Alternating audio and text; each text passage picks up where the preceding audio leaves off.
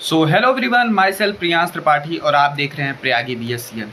तो अब आपका बीएससी फर्स्ट ईयर का रिजल्ट इलाहाबाद यूनिवर्सिटी का जल्द ही आ जाएगा और आप आ जाएंगे बीएससी सेकेंड ईयर में।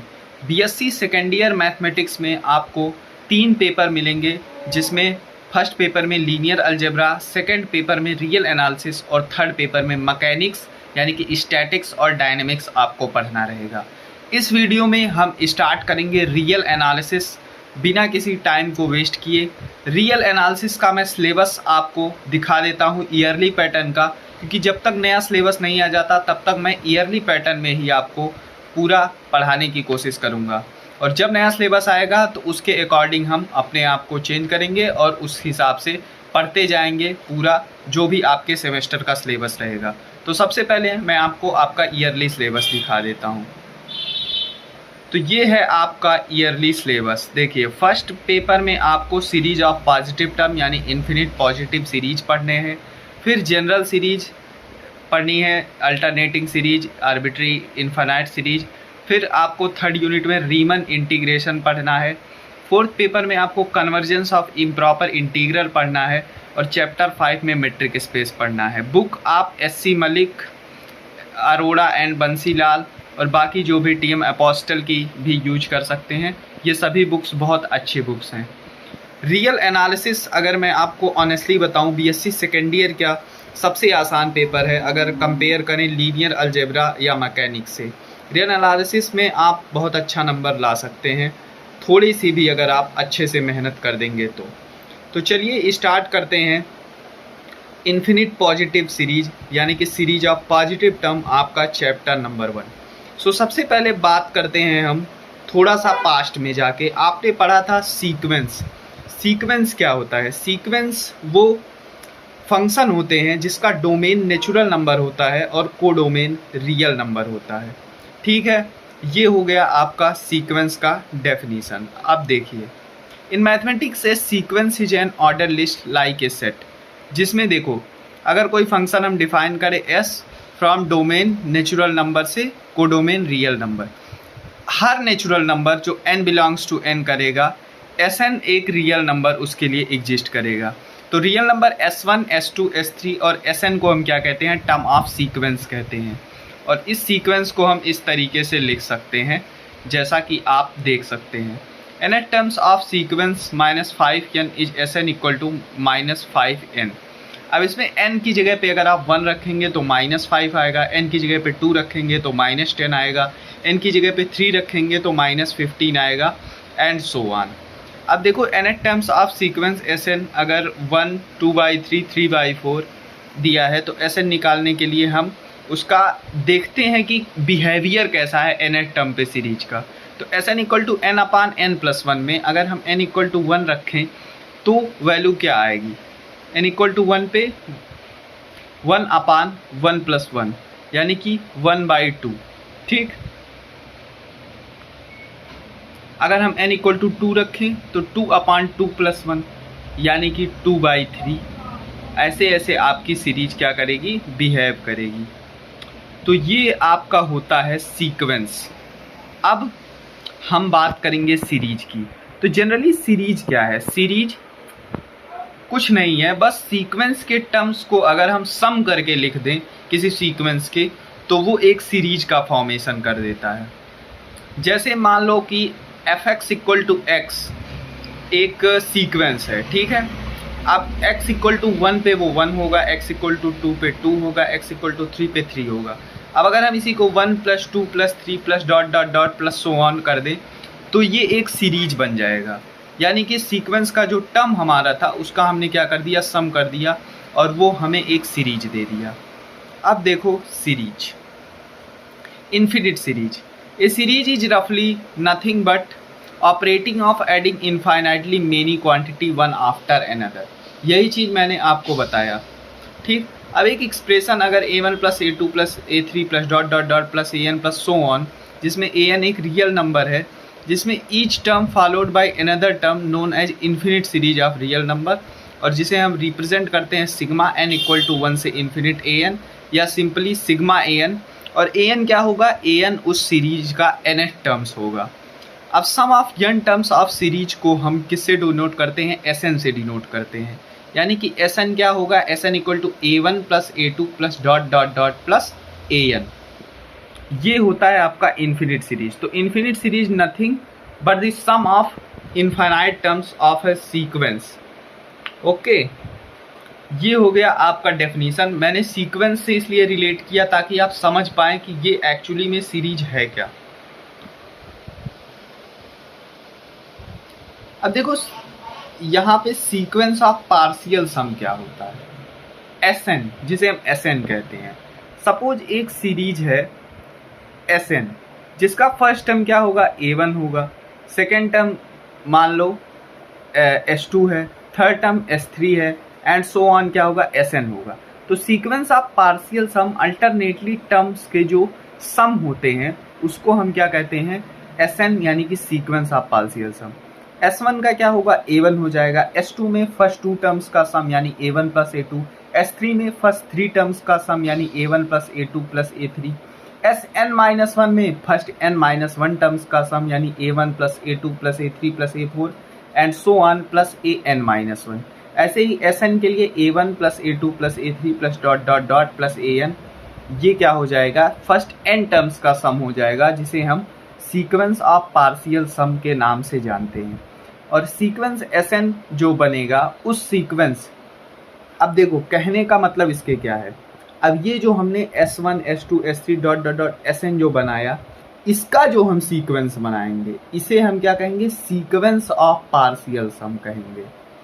फर्स्ट n टर्म्स के सम का जो सीक्वेंस बनेगा उसे हम सीक्वेंस ऑफ पार्शियल सम के नाम से जानते हैं, किसी भी सीरीज सिग्मा An के। एक बार फिर से मैं रिपीट करता हूँ आपके लिए। देखो मान लो कोई सीरीज है सिग्मा An, अब हम उसका एक सीक्वेंस डिफाइन करते हैं Sn, ठीक। S1 equal to A1, S2 equal to first two terms का sum A1 plus A2, S3 equal to first three terms का sum A1 plus A2 plus A3। अब Sn-1 अगर लें तो फर्स्ट n-1 टर्म्स का सम यानी A1 plus A2 plus A3 plus dot dot dot plus An-1 and so on. Sn के लिए हम जैसे लिखा हुआ है वैसे डिफाइन कर लेंगे। अब इस n टर्म्स के सम का जब हम सीक्वेंस बनाएंगे तो क्या बनेगा, पहले में टर्म्स में आएगा S1 यानी A1 आएगा, S2 में क्या आएगा, A1 प्लस A2 आएगा, फिर कामा A1 plus A2 plus A3 and so on, फिर Sn तक के सम को हम डिफाइन करेंगे। इसी को हम क्या कहते हैं, सीक्वेंस ऑफ पार्शियल सम कहते हैं।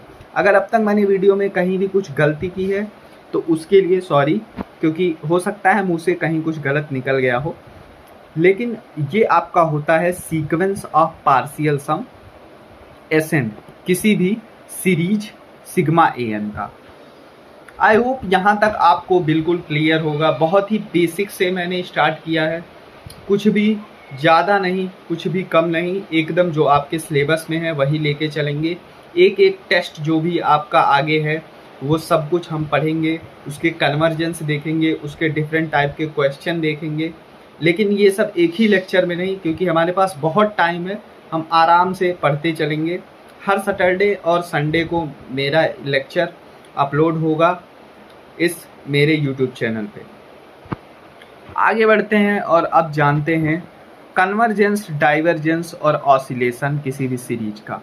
अब देखो कन्वर्जेंट सीरीज क्या है। A series sigma An is said to be convergent if sequence Sn of partial sum of series converge to a real number yes. अब देखो इसीलिए मैंने सीक्वेंस ऑफ पार्शियल सम को बताया। कोई सीरीज सिग्मा An कन्वर्जेंट तब होती है जब उसका सीक्वेंस ऑफ पार्शियल सम किसी नंबर रियल नंबर s को क्या करे, कन्वर्ज करे। यानी कि limit n tends to infinite Sn जो है वो यस के इक्वल हो और यस क्या हो, फाइनाइट और यूनिक हो, तो उस सीरीज को हम क्या कहेंगे, कन्वर्जेंट कहेंगे। ये ऐसे नहीं समझ में आएगा, एग्जाम्पल से समझ में आएगा, लेकिन अभी के लिए बस आप इतना याद करिए कि कोई भी सीरीज सिग्मा An को कन्वर्जेंट तब कहेंगे जब उसका sequence of partial sum converge करे किसी रियल नंबर यस को। कन्वर्जेंस आपने सीक्वेंस में भी पढ़ा था, तो आई होप आपको उसमें कोई डाउट नहीं होगा कि कन्वर्जेंस क्या है। डाइवर्जेंट सीरीज क्या होगा, जैसे डाइवर्जेंट सीक्वेंस होता था वैसे डाइवर्जेंट सीरीज के लिए अगर कोई nth partial sum, sequence of partial sum diverge करे प्लस इन्फिनिटी या माइनस इन्फिनिटी पे, तो हम उसे एक डाइवर्जेंट सीरीज कहेंगे। Oscillatory series, a series is oscillatory if sequence Sn of partial sum of series oscillate करे, किसी यूनिक लिमिट पे टेंड ना करे, तो उसको हम क्या कहते हैं, उसको हम कहते हैं कि ये सीरीज क्या कर रही है, ऑसिलेट कर रही है। क्या करे, ऑसिलेट करे, किसी भी यूनिक लिमिट पे वो ना जाके किसी जगह पे क्या करे, ऑसिलेट करती रहे, यानी कि टर्म उसका रिपीट होता रहेगा। अब देखो एग्जाम्पल एक सीरीज का, देखो कैसे कन्वर्जेंस हम डिफाइन करते हैं। देखो एक सीरीज है 1/1 × 2 प्लस 1/2 × 3 प्लस 1/3 × 4। अब इस सीरीज का बिहेवियर कैसा है, 1/2 प्लस 1/6 प्लस 1/12। अब इसके लिए हम Sn लिख रहे हैं, तो 1/1 × 2 प्लस 1/2 × 3 n टर्म्स तक 1/n × n+1, ये इसका बिहेवियर है। या हम इसको ऐसा भी लिख सकते हैं 1/n² प्लस n भी लिख सकते हैं। अब इसको हमने डिफाइन किया और इसका हमने जब Sn निकाला तो Sn बना 1 - 1/n+1। आई होप ऊपर का स्टेप आपको क्लियर है। अगर नहीं क्लियर है तो आप बता दीजिएगा, मैं अगले वीडियो में आपको अच्छे से एक्सप्लेन कर दूंगा कि यहाँ पे किया क्या गया है। अब देखो ये हमारा क्या हो गया, Sn जो निकल के आ गया, ठीक, Sn निकल के आ गया। अब क्या किया, लिमिट को n टेंड्स टू इन्फिनिट किया। अब n अगर इन्फिनिट करेंगे तो आपको पता है 1/∞ 0 होता है। तो हमारा जो Sn निकल के आया वो क्या आया, 1 आया। और आपको पता है 1 क्या है, एक फाइनाइट नंबर है। तो इस वजह से ये सीरीज क्या कर रही है, कन्वर्ज कर रही है एक यूनिक पॉइंट पे जो कि 1 है। ये इस प्रकार से आपको कन्वर्जेंस nth पार्शियल सम वाले मेथड से निकालना है। बाकी आपको टेस्ट मिलेंगे सीरीज के, डिफरेंट क्वेश्चन का डिफरेंट अप्रोच होता है और वो अप्रोच भी हम सीखेंगे। आई होप यहाँ तक आपको अच्छे से क्लियर है कि हम कर क्या रहे हैं, हम पढ़ क्या रहे हैं, और ये आपके लिए बहुत इम्पॉर्टेंट चीज़ें हैं। जितना आप अच्छे से इसे समझेंगे उतना ही आपके लिए आगे आसानी होगी कन्वर्जेंस, डाइवर्जेंस ये समझने में। ठीक है, आगे बढ़ते हैं, थोड़ा सा आगे बढ़ते हैं और बाकी चीज़ों के बारे में नॉलेज लेते हैं। अब देखो एक और एग्जाम्पल देखो ध्यान से। अगर एक सीरीज कंसीडर करो सिग्मा 3 की पावर n। अब इसमें 3 की पावर n = 1 रखोगे तो 3 होगा, n = 2 रखोगे प्लस 3 का स्क्वायर प्लस n = 3 रखोगे तो 3 की पावर 3। अब देखो हो क्या रहा है, Sn इसका कैसा बिहेव कर रहा है, 3 की पावर n-1 के उसमें बिहेव कर रहा है। कैसे कर रहा है ये आप समझदार हैं। देखो limit n tends to infinite Sn, ठीक। अब इन्फिनिट अगर हम डालेंगे तो 3 की पावर इन्फिनिट आपको पता है इन्फिनिट हो जाएगा। इन्फिनिट में से कुछ भी घटाओगे तो वो इन्फिनिट ही रहता है। तो इस प्रकार से ये सीरीज क्या हो जाएगी, डाइवर्जेंट हो जाएगी। मैं ये जितने भी एग्जाम्पल्स हैं इसका जो nth टर्म निकाला गया है वो मैं आपको निकाल के दिखा दूंगा अगले वीडियो में, या फिर मैं आपको PDF फॉर्मेट में सेंड कर दूंगा सॉल्व करके कि कैसे इसका हम nth टर्म किसी भी सीरीज का निकालते हैं। ठीक, अब नीचे वाला एग्जाम्पल देखो, ये ऑसिलेटरी सीरीज का एग्जाम्पल है। -1 की पावर n-1, an क्या है, -1 की पावर n-1 है। अब S1 क्या होगा, A1 होगा। S2 क्या होगा, A1 + A2 यानी 1 - 1 0 हो जाएगा। S3 में A1 + A2 + A3, तो 1 - 1 + 1 फिर 1 आ गया, यानी कि टर्म क्या हो गया, रिपीट होने लगा है। 1 आया फिर 0 फिर 1 फिर 0 फिर 1। अब ये सीरीज कर क्या रहा है, ये सीरीज ऑसिलेट कर रहा है बिटवीन 0 एंड 1 से, तो इसलिए हम इसे क्या कहेंगे, एक ऑसिलेटरी सीरीज कहेंगे। अब देखो यहाँ पे जब आप 1 डालोगे -1 की पावर n-1 में n = 1 डालोगे तो -1 की पावर 1 - 1 यानी 0, 1 आ जाएगा। फिर -1 की पावर 2 - 1 यानी -1 की पावर 2 यानी कि 1 आ जाएगा।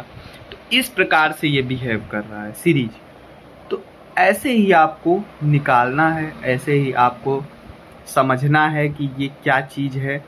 और मुझे पूरी उम्मीद है कि आपको ये अच्छे से समझ में आ रहा है कि कैसे ये इसका बिहेवियर चेंज हो रहा है जब आप n=1 n=2 डालेंगे और उसका सीक्वेंस आप पार्शियल सम निकालेंगे तो ये ऑसिलेट करेगा 0 और 1 के बीच में, और इसलिए हम इसे क्या कहते हैं, एक ऑसिलेटरी सीरीज के नाम से जानते हैं। हमेशा ध्यान रखिएगा कि कन्वर्जेंस के लिए हम सीक्वेंस निकालेंगे किसका, पार्शियल सम का, और उसका लिमिट n→∞ पे चेक करेंगे कि वो फाइनाइट आ रहा है, किसी फाइनाइट लिमिट पे कन्वर्ज कर रहा है या नहीं कर रहा है। अगर फाइनाइट आ रहा है तो वो सीरीज कन्वर्जेंट होगी, अगर फाइनाइट नहीं आ रहा है तो वो सीरीज क्या होगी, डाइवर्जेंट होगी। और अगर किसी दो नंबर के बीच में वो बार बार ऑसिलेट कर रहा है टर्म, तो उसे हम क्या कहेंगे, एक ऑसिलेटरी सीरीज के नाम से जानेंगे। इस लेक्चर में मैं बहुत बड़ा नहीं करूँगा, 15-16 मिनट का लेक्चर हो चुका है ऑलरेडी। थोड़ा सा और पढ़ेंगे और उसके बाद इस लेक्चर को हम एंड करेंगे और अगले लेक्चर में फिर स्टार्ट करेंगे। प्रॉपर्टीज देख लेते हैं थोड़ा सा सीरीज का। Alteration of finite term of series of a finite number of terms of a series has no effect on convergence and divergence. अगर हम किसी सीरीज में टर्म्स में कुछ छेड़छाड़ करें, यानी कि हम डिलीट कर दें कुछ टर्म्स को, और अगर वो सीरीज कन्वर्जेंट है तो वो उसके कन्वर्जेंस पे कोई इफेक्ट नहीं पड़ेगा। ठीक, इफ ए सीरीज कन्वर्ज और has a infinite sum there sum is unique. तो कोई सीरीज अगर कन्वर्ज है और वो उसका सम जो है इनफाइनाइट है, तो उसके सम जो होगा वो क्या होगा, यूनिक होगा। Multiplication of terms of series by a non zero constant के does not effect the convergence और डाइवर्जेंस ऑफ ए सीरीज। कोई भी सीरीज अगर f(x) नाम का कोई सिग्मा मान लो an=n है, ठीक, अब उसमें हम 3 से मल्टीप्लाई कर देते हैं तो क्या हो जाएगा, सिग्मा n=1 से इन्फिनिट 3n। अब उस 3 का कोई इफेक्ट नहीं पड़ेगा। अगर वो सीरीज डाइवर्जेंट है तो वो डाइवर्जेंट रहेगी, अगर वो सीरीज कन्वर्जेंट है तो वो कन्वर्जेंट रहेगी। उसके कन्वर्जेंस या डाइवर्जेंस पे उस मल्टीप्लिकेशन, कांस्टेंट नंबर के मल्टीप्लिकेशन का कोई इफेक्ट नहीं पड़ेगा, ये कहने का मतलब है। और ये कुछ प्रॉपर्टीज हुई, जनरल प्रॉपर्टी एक सीरीज की। तो इस लेक्चर को यहीं स्टॉप करते हैं, इसके आगे हम कंटिन्यू करेंगे और डिफरेंट टाइप के सीरीज देखेंगे, पी सीरीज देखेंगे, ज्योमेट्रिक सीरीज देखेंगे और कुछ इम्पॉर्टेंट सम भी देखेंगे जो आपको क्वेश्चन में हेल्प करेगा सॉल्व करने के लिए। इलाहाबाद यूनिवर्सिटी हमेशा आप याद रखिएगा कॉपी की स्ट्रिक्ट चेकिंग होती है, तो जितना अच्छे से आप हर चीज़ को पढ़ेंगे, ध्यान देंगे, उतना ही आपके लिए बेनिफिशियल होगा। मिलते हैं नेक्स्ट वीडियो में, तब तक के लिए जय हिंद, गुड बाय।